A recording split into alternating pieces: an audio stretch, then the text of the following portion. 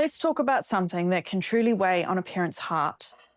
Have you ever had that feeling when your child comes home from school a little quieter than usual and says, "No one played with me today"?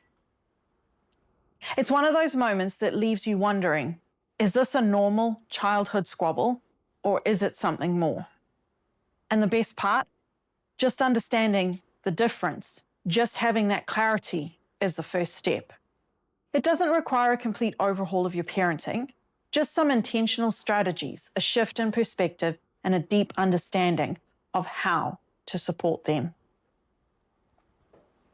So, get comfortable and let's explore practical ways to help our kids feel valued, understood, and empowered to navigate these tricky social waters. We all know that disagreements are a part of life, but for kids, figuring out the social world can present extra challenges. How can we truly understand what our kids are going through? We need to look beyond the event itself. It's easy to hear about a fight and jump to conclusions, but that doesn't tell us how they experienced it day to day. For example, imagine two kids who both want to be the leader in a game. They might argue, get frustrated with each other, and walk away in a huff. In this kind of conflict, the power is pretty equal.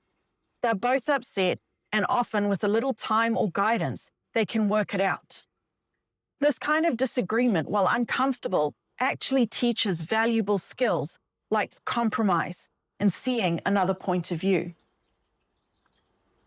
But now, picture a student who day after day is intentionally left out of that game, or is teased by the same group of kids every time they try to join in. Can you see the difference? There's an imbalance of power here. One child feels unable to make it stop. This isn't a two-way street, it's a one-way attack. This isn't conflict. That's bullying. Recognizing the difference is everything because it changes how we respond and how we can help. 5 strategies to build confidence. So what can we do? The good news is there are plenty of ways to make our homes a safe harbor and a training ground for these situations. Here are some strategies that can help create an environment where your child can build confidence and thrive. 1. Open the door for conversation. The most important thing we can do is create a space where our kids feel safe to talk without any judgment.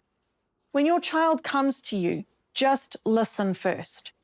How often do we fight the instinct to immediately jump in and solve it? Instead, we can validate their feelings with simple phrases like, "That sounds really hard," or "Thank you for telling me." This sends a powerful message. I believe you. You are not alone, and we're in this together. 2. Build resilient skills at home. Just like in a classroom, we can practice skills that build confidence. Have you ever considered trying role play? You can practice different scenarios in a low-stakes, comfortable setting. Help them find the words. Instead of "you're a jerk," we can introduce them to I statements like, "I feel hurt when you say that." It helps them learn to be assertive and express their feelings without being aggressive. Modeling that calm, respectful communication in our own lives is also a game changer, isn't it? 3. Teach the difference between tattling and reporting. So many kids are afraid to tell an adult because they don't want to be a tattletale. How do we get past that fear? We can reframe this. Tattling is when you're trying to get someone in trouble for something small or harmless. Reporting is when you need to get someone, yourself or someone else, out of trouble because a situation is hurtful or unsafe. Let's make it clear that bullying is a safety issue. It's always requires reporting so an adult can help make it stop. 4. Involve the school as a partner. When you need to bring the school in, how can you approach it as a team?